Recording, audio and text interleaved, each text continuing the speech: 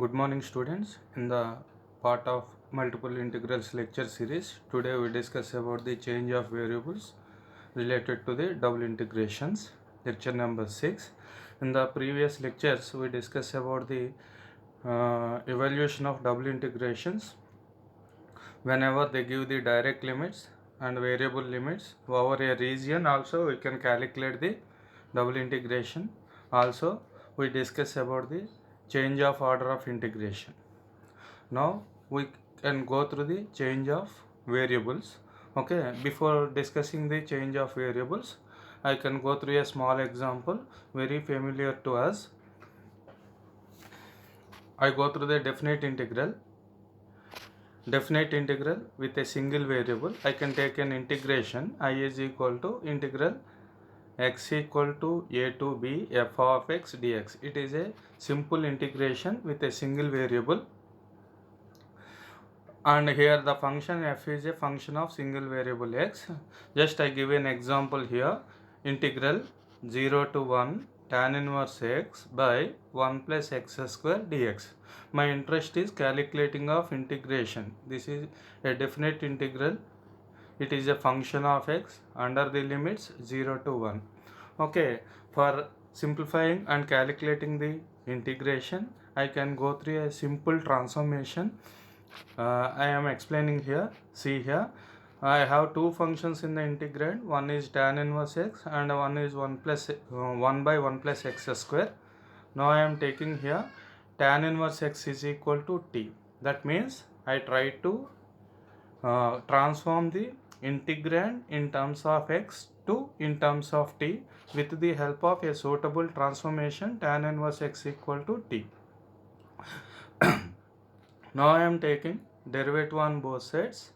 The derivative of tan inverse x is 1 by 1 plus x square dx is equal to the derivative of t is dt. Okay, so now also I convert the limits from x to t. If suppose I am taking here the lower limit is x equal to 0. If x equal to 0 in the transformation, I replace x equal to 0, then I am getting t is equal to tan inverse 0. Tan inverse 0 is nothing but 0. Same as I go through the upper limit x equal to 1. If I am taking x equal to 1 in the transformation tan inverse x equal to t, then I am writing t is equal to tan inverse of 1, that is equal to pi by 4. Tan inverse 1 is nothing but pi by 4. This is the way I can transform the integrand in terms of t as well as limits is also in terms of t here. Now I can transform now. First I change the limits. Integral t is equal to 0 to 4. Whenever x equal to 0, your t is 0. Whenever x equal to 1, your t is pi by 4. Next, and you can take tan inverse x. Tan inverse x is nothing but t, and 1 by 1 plus x square dx. Instead of 1 by 1 plus x square dx, you enough to write dt. So that's why I am writing the integration I equal to integral t is equal to 0 to pi by 4 t dt. So that is equal to, now the integration of t. It is also a simple integration in a single variable function. Integration of t is t square by 2 under the limits t is equal to 0 to pi by 4. By replacing the upper limit, that is equal to 1 by 2, by replacing pi by 4 at the place of t, that is pi by 4 whole square minus lower limit is 0, and that can be written as 1 by 2 into pi by 4 whole square is pi square by 16, that equal to, by simplifying that one, you are getting pi square by 32. Here you can observe that whenever they give a function in terms of x, you can choose a suitable transformation, that is called tan inverse x equal to t. Corresponding the transformation, you can change the limits also, then you can find the integration. Why? Because of it is very tough to simplify directly. When we are using transformation, it is easily calculated a simple integration. Okay, the same technique I also used in the double integration also. If suppose your function is a two variable function f of x comma y, I try to find the double integration over a region f of x comma y dx dy. I can choose a suitable transformation to change the variables from one domain to another domain. Okay, see here, change of variables, it is a general case. The double integration over a region or xy, in the sense your function is in terms of xy, so that's why I am writing our region in xy plane, and the integrand is f of x comma y dx dy. I try to simplify this particular double integration in terms of xy. Now for solving this double integration, I can choose a suitable transformation to simplify, and just I am writing here generalized case, x equal to pi of uv and y is equal to psi of uv. That means I can change the double integration in terms of xy can be changed into the in terms of uv. In terms of uv, I can change the integrations and corresponding limits and the integrand in terms of xy to in terms of uv. For that purpose, you can choose a suitable transformation, x in terms of uv and y in terms of uv. And also I give the definition of Jacobian. I can explain for this in the next slide. J is equal to Jacobian of x comma y with respect to uv, that is equal to Jacobian of determinant of dou x by dou u, dou x by dou v, dou y by dou u, dou y by dou v. See here, this is the way I can transform the double integration. See here, Rxy is the region in the xy plane.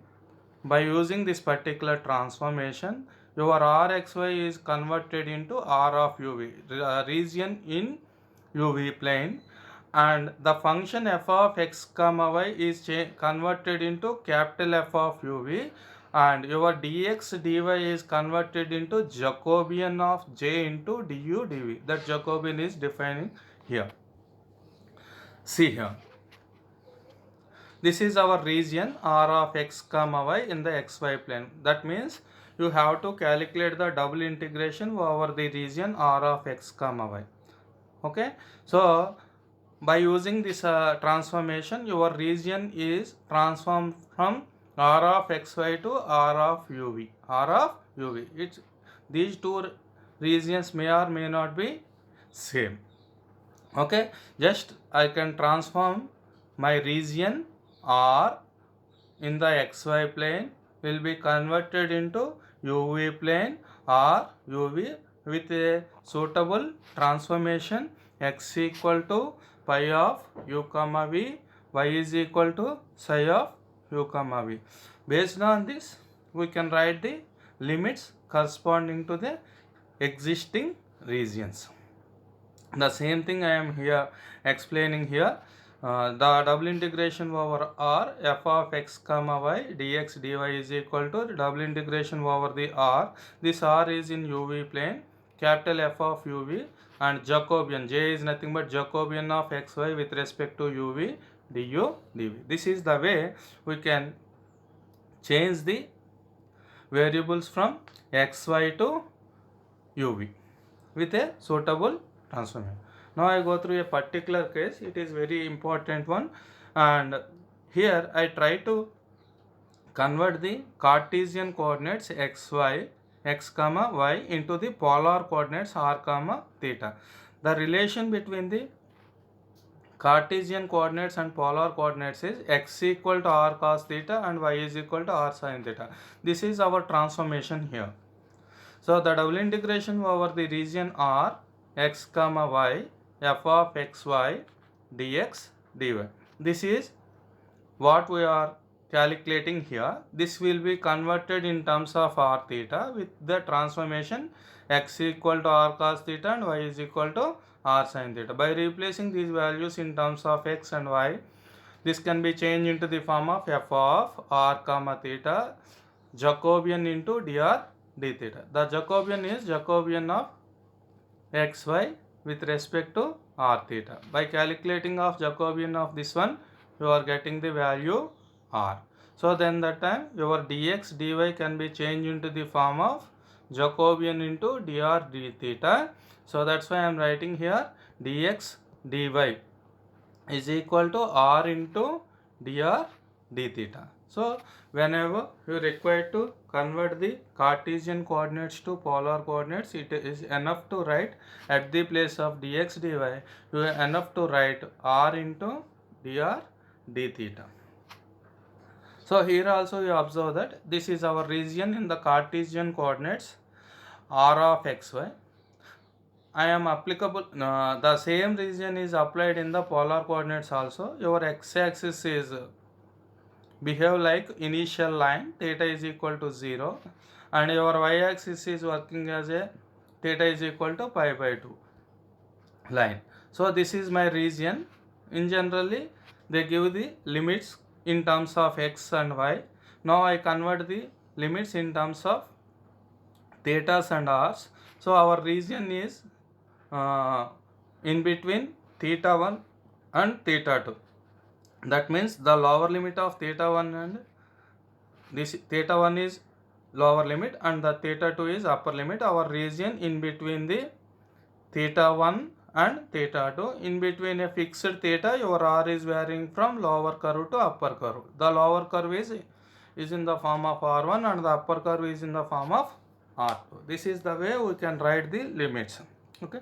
The major advantage of change of variables is to easily calculate the double integration, as well as in case of polar coordinates, whenever they give a variable limit, sometimes it will be converted into constant limits. That is the major advantage of using change of variables. Okay, so the same thing I am explaining here.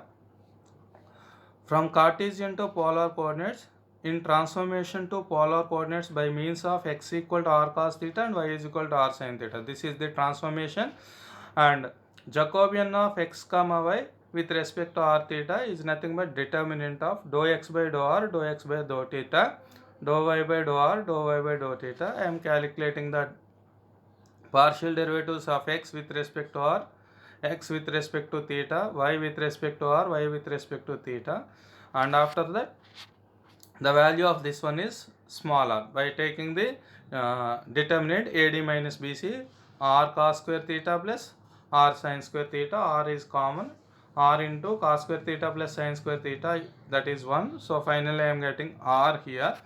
Now dA is nothing but a dx into dy, the smallest area, dx into dy. So that's why dA is nothing but dx dy. That dx dy can be written as r into dr d theta, r into dr d theta. This is the way we can change the variables from Cartesian coordinates to polar coordinates. So I am discussing here two different cases. One is the general case. If suppose your integrand is in terms of x comma y, it will be changed in terms of uv with a suitable transformation. In the particular case, we can convert the Cartesian coordinates to polar coordinates. In the polar coordinates, the transformation is x equal to r cos theta and y is equal to r sin theta. Now I apply the concept to the different problems in a different manner. First we discuss about the problems related to the polar coordinates. Go through the problem here. Evaluate the following integral by transforming into polar coordinates. That means when you are observing problem here, your problem is in Cartesian coordinates. So now we change our Cartesian coordinates into polar coordinates, that is in the form of r comma theta. Okay, first you observe the problem here. Integral 0 to a, integral 0 to root over a square minus x square y root over x square plus y square dx dy. When you are observing here, your integrand is little bit complicated here.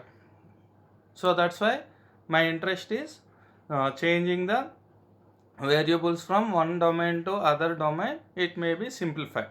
So that's why I am changing the variables here. Okay. So I go through the limits what they given and I identify the region what they given here.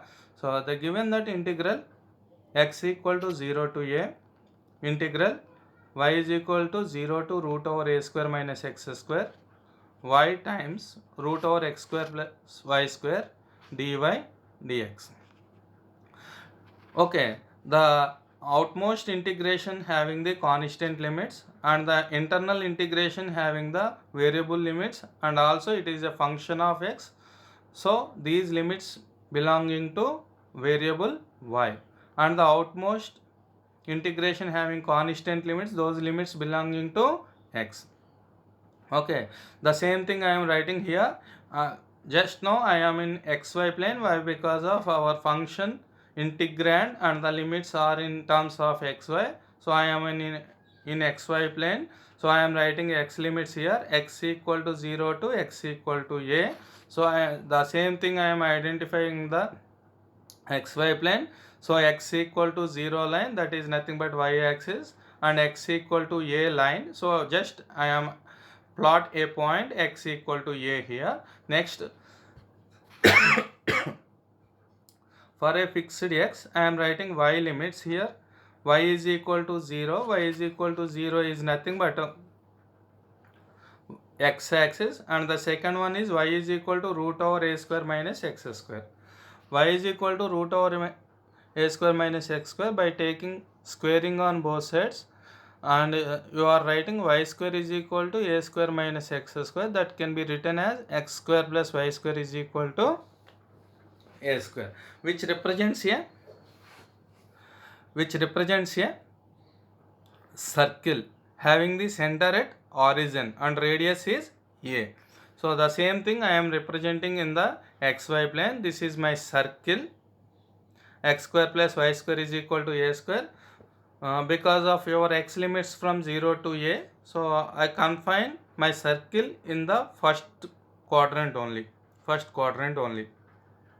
Okay, now I can apply the change of variables from Cartesian coordinates to polar coordinates. Now I am changing the variables. X equal to r cos theta, y is equal to r sin theta. So I know that x square plus y square, just I am taking the squaring on both sides and adding x square plus y square is equal to, it is enough to write r square from these two equations. Now I am writing dx dy. Dx dy is equal to Jacobian into dr d theta. Jacobian is nothing but, already in the previous discussion I simplify that one. Jacobian is r for the polar coordinates. So I am writing dx into dy is equal to r into dr d theta. Okay, whenever I find dx dy, at the place of dx dy I am writing r into dr d theta. Okay, and also write at the place of x r cos theta, at the place of y r sin theta, and now I can change the limits also in terms of theta and r. I go through the same region. This is the region now. Now I can write the limits now. Our region is in between the initial line theta equal to 0 and theta is equal to pi by 2. So that's why I am writing here theta limits, theta equal to 0 to theta is equal to pi by 2. Okay, next I go through the r limits. For a fixed theta, just I am writing a fixed theta line. Your r is varying from origin to on the circle. So origin, at the place of origin r value is 0, radius is 0. Your radius is moving from origin to on the circle. So our circle equation is x square plus y square is equal to a square. Our circle having the radius is a. So that's why on the circle your r value must be r equal to a. So that's why your limits are r equal to 0 to r equal to a. One thing you observe that here in the given problem they give the variable limits. When we are applying the polar coordinates in terms of r theta, the limits are converted into constant limits. When comparing to the variable limits, it is easy to calculate double integration with constant limits. So that is the advantage of change of variables. Okay, now I go through the simplification of integration. Now I equal to integral x equal to 0 to a, integral y is equal to 0 to root over a square minus x square, y times root over x square plus y square dx dy. Okay, now I can change the variables and all those things in terms of r theta. See here, y is nothing but r sin theta, just I am replacing y is equal to r sin theta, and x square plus y square is equal to r square and root over r square, it is nothing but r only. Next, dx dy is r into dr d theta. This is the thing I can convert it in terms of r theta. Now I am writing the limits also corresponding to r and theta. The theta limits are theta is equal to 0 to pi by 2 and the r limits are 0 to a. Here the limits are constant limits, so no bother about the order of the integration. You can go by any order. Why? Because of constant limits. First you can calculate with respect to r, after that with respect to theta r. First you can calculate with respect to theta, after that you can calculate with respect to r. That is your choice to calculate the double integration. See here, the integral r is equal to 0 to a sin theta. I am r into r, that is nothing but r cube dr. First I am calculating internal integration inside the square brackets with respect to r, then theta treat it as a constant into d theta. Now I am writing the integration of r cube. The integration of r cube is r power 4 by 4. So sin theta treated as a constant. I am writing the integration of r cube, that is r power 4 by 4 under the limits r is equal to 0 to a into d theta. So integral theta is equal to 0 to pi by 2 sin theta. Now I am applying upper limit at the place of r equal to a power 4 by 4 minus lower limit is 0 into d theta. So a power 4 by 4 is constant right outside the integration. Next, integral theta is equal to 0 to pi by 2 sin theta d theta.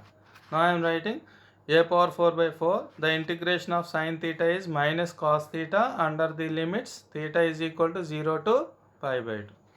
So a power 4 by 4 by replacing upper limit pi by 2 minus cos pi by 2 minus, here minus of minus we are getting plus, here lower limit is 0 cos 0. So a power 4 by 4 into cos pi by 2 cos 90 is 0 plus cos 0 is 1. So that is equal to a power 4 by 4. Here they give the problem in terms of Cartesian coordinates and x comma y that can be changed into the polar coordinates r comma theta. Okay, also one more thing you observe that the given problem in terms of variable limits, when we are applying the Cartesian coordinates to polar coordinates, our limits also converted into constant limits. I go through the one more example.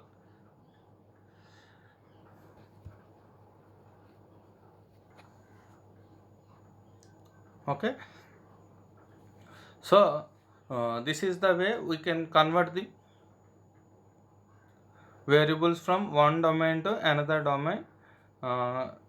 Today we discuss about the general case of changing of variables from xy to u comma v, that is general case, and the second case is Cartesian coordinates to polar coordinates.